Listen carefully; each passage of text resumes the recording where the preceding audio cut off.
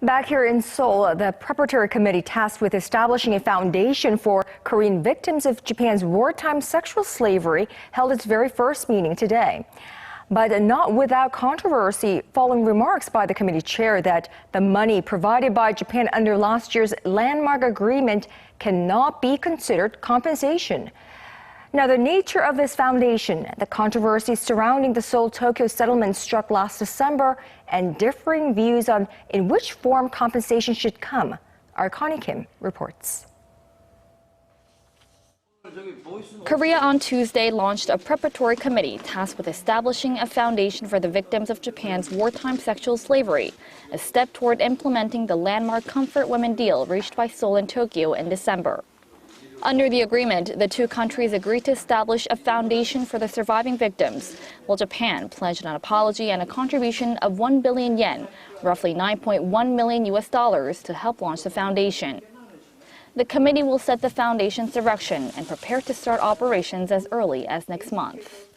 But there's a controversy brewing over how the money provided by Japan should be viewed, as the committee chair's stance appears to go against that of the government.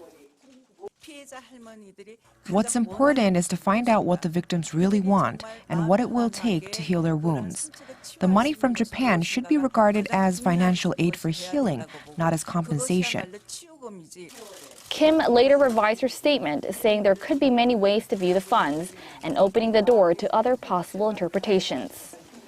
Government officials had said the money from Japan could be seen as compensation, since Tokyo apologized and acknowledged its responsibility for its wartime atrocities.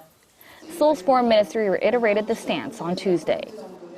The aid money from Japan is significant in that Tokyo is implementing measures that demonstrate the Japanese government's acknowledgement of its responsibility, as well as its apology and expression of remorse to the women, as stated by Japanese Foreign Minister Fumio Kishida.